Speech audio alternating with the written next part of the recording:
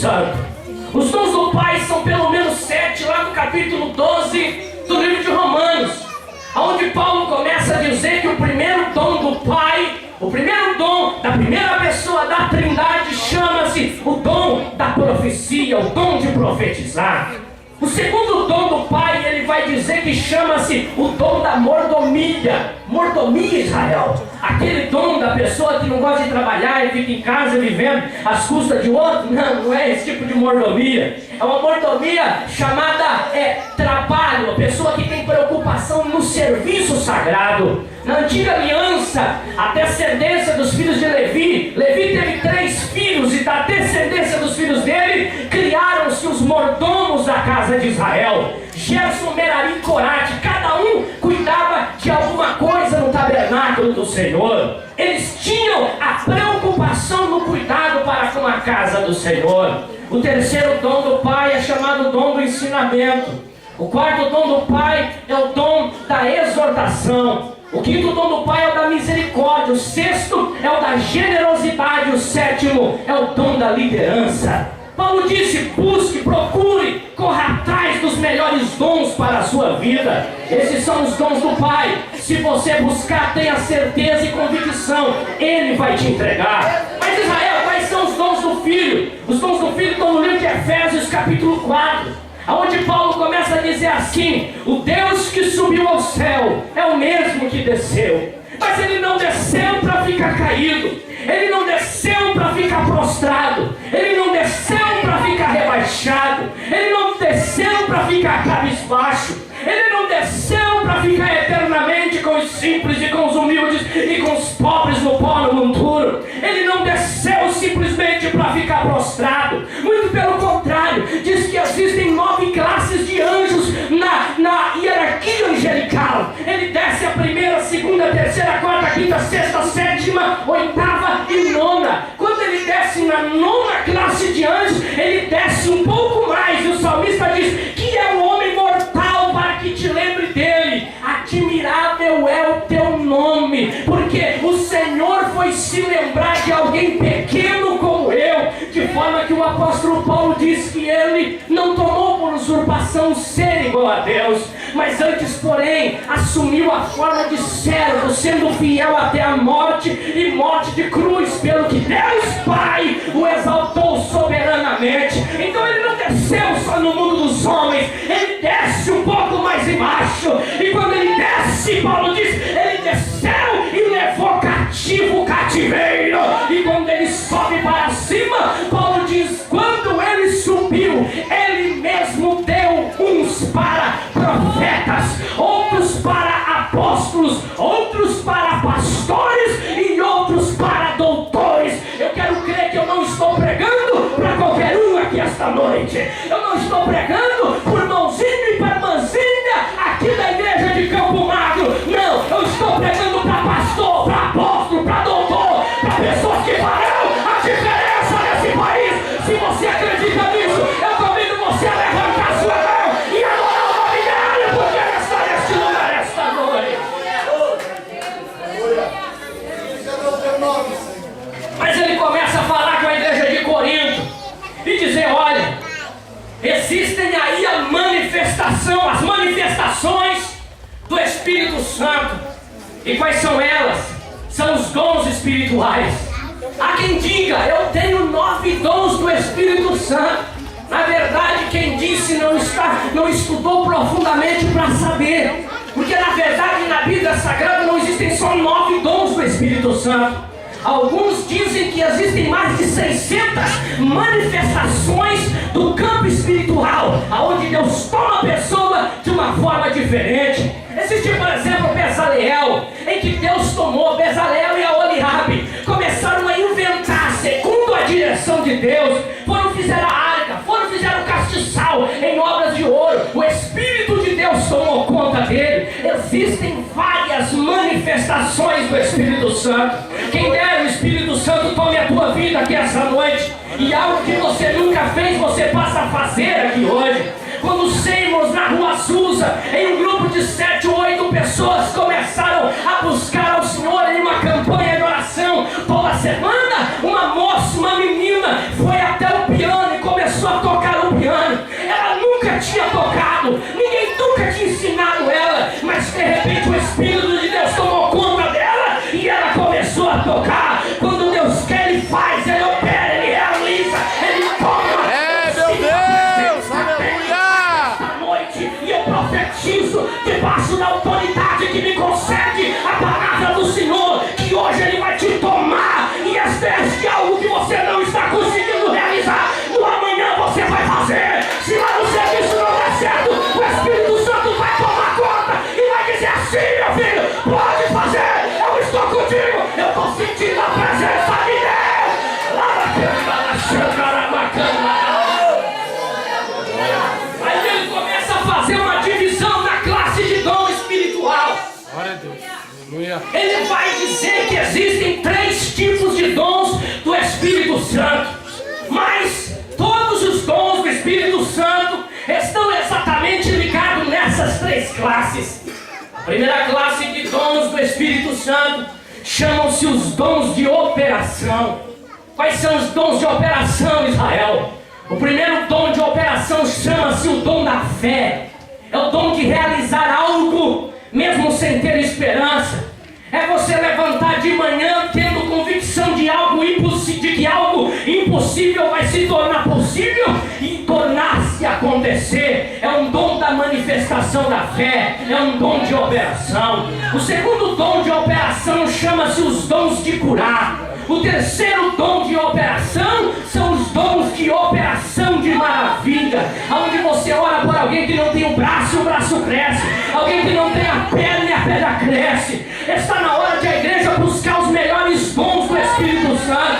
Está na hora da igreja começar a se preocupar de novo com isso. Ela cresceu tanto nisso, ela buscou tanto nisso, nós nos tornamos tão práticos, nós nos tornamos cristãos que chegamos no culto e culto é tão fácil, da glória é fácil, da aleluia é fácil, cantar um hino e pregar, fazer um esboço, dirigir o culto é tão fácil. Jesus não está querendo isso, Ele está querendo que você penetre na dimensão espiritual. Entenda que tem anjo voando para abençoar, entenda que o Espírito Santo está se movendo. Deus está procurando uma igreja buscante, que busca as coisas do campo espiritual. Louvado seja o nome do Senhor. A segunda classe de dons espirituais que Paulo vai dizer chama-se exatamente a classe dos dons de locução. Quais são os dons de locução, Israel? São os dons que usam as palavras, a tua língua, a tua fala. Quais são eles? O primeiro é o da profecia, é o dom de profetizar. É Deus tomar pessoa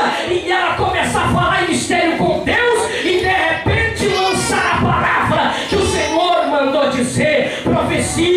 E cessou de um tempo para cá em muito lugar, mas a palavra diz que quando falta profeta, o pecado toma conta. Mas se houver profecia, o pecado bate por terra, o diabo bate em retirada e não tem demônio que resista diante da presença do Senhor. O segundo dom de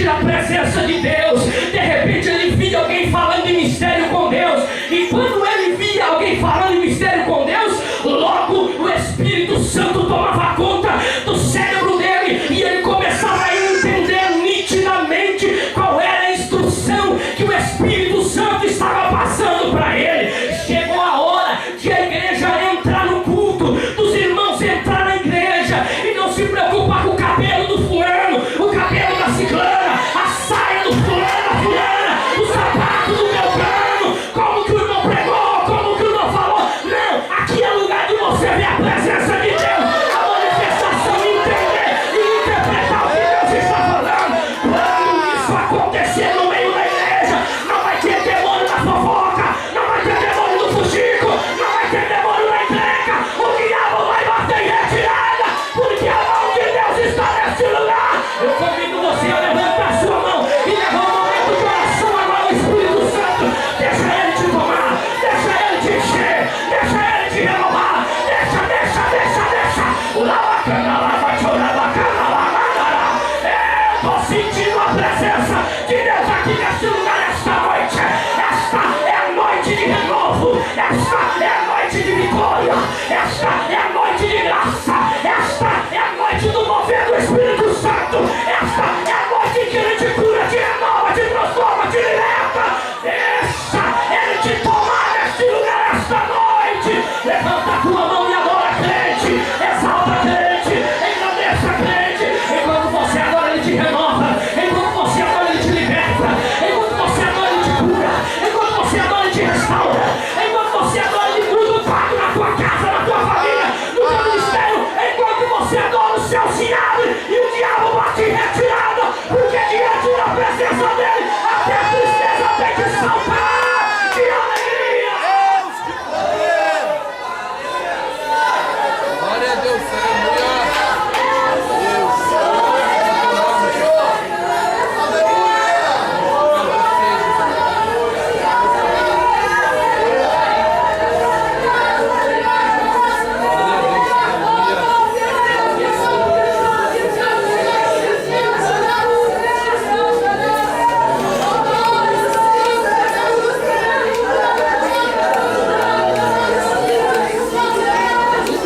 A terceira classe entre os 9 dons espirituais chama-se exatamente os dons da revelação. Israel, quais são os dons da revelação? O primeiro dom da revelação chama-se o dom do discernimento de espírito.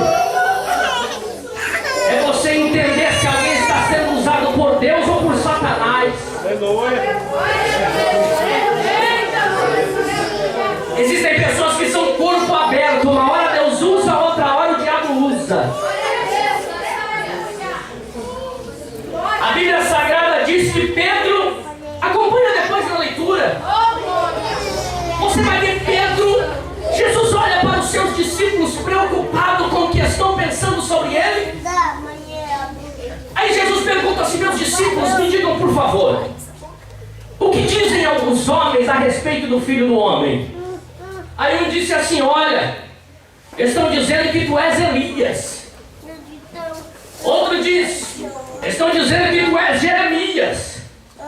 Outro diz: estão dizendo que tu és João Batista. Eu fui meditar em quem são esses homens em comparação que eles fizeram. Quem é João Batista? O homem que comia gafanhoto, mel silvestre, ficava no deserto, pregava a palavra e mesmo assim o povo seguia. Olha com quem Jesus parecia.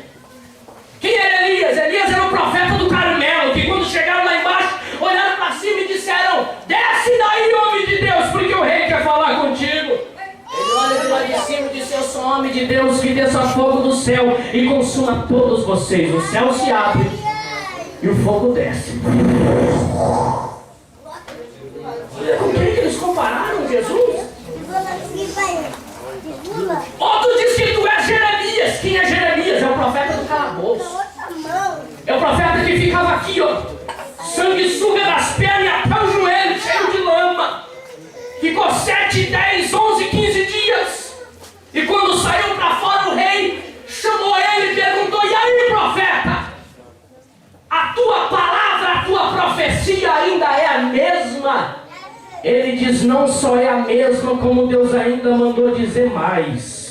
O cativeiro vai chegar e a tua família vai ser levada também para o cativeiro. Meu Deus do céu! Jesus foi comparado.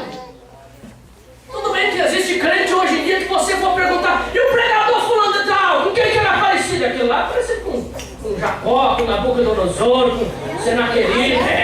Tem umas crentes parecidas com Dalila, tem uns crentes parecidos com Belsazar, tem de tudo. Mas também tem crente cheio do Espírito Santo. A palavra cristão significa pequenos Cristo, ou seja, somos semelhantes ao próprio Senhor Jesus Cristo. Quem quer ser parecido com Ele aqui hoje?